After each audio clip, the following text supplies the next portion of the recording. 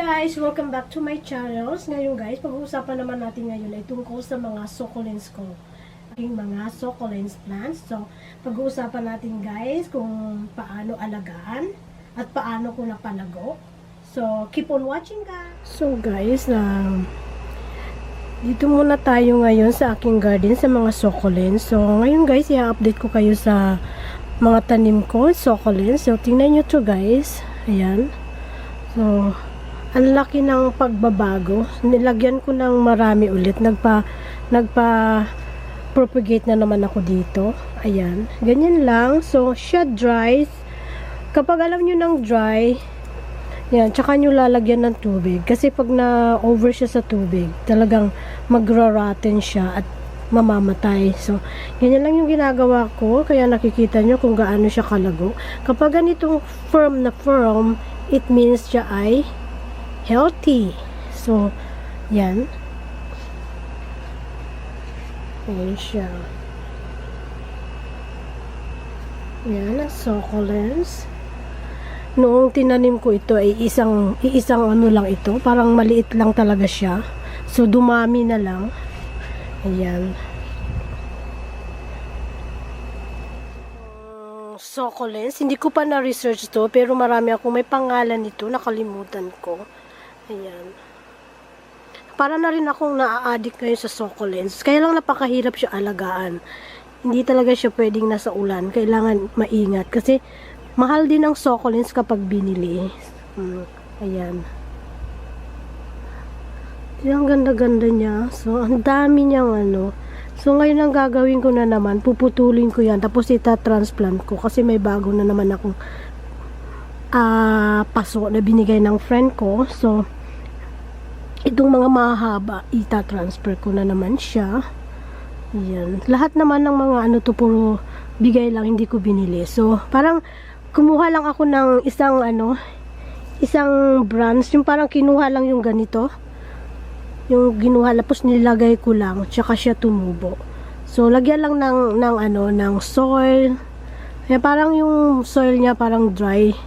Hindi yung talagang soil. Kahit na ako kasi kinukuha kong soil, yung yung ordinary soil lang, yung nilalagay ko siya. So, ayan, healthy naman siya. Ayan. Oh, firm na firm. Ayan siya, guys.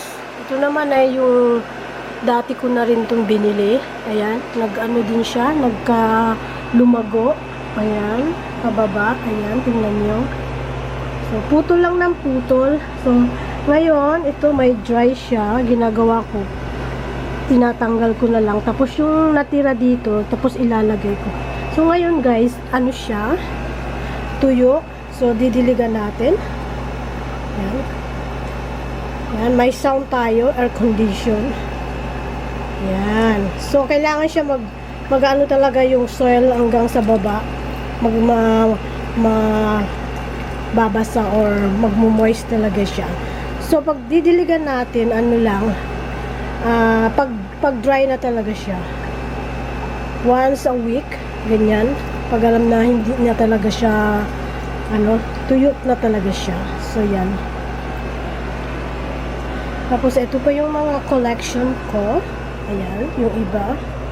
So, yan, nilagyan ko na ng water kahapon. So, hindi na kailangan ilagyan ng water kasi ma-over siya. So, yung dry lang talaga dapat lagyan ng soil. So, yan.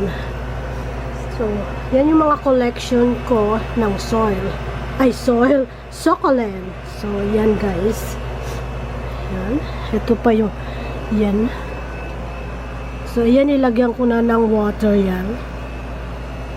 Ito naman tinatawag to is Boros tail. Yan ang Boros tail. So, yung iba hindi pa ako. Yan ang dami na siya. Humaba na talaga siya. Pinabayaan ko lang yan, ganyan. Basta delete lang once a week. Yan, check lang.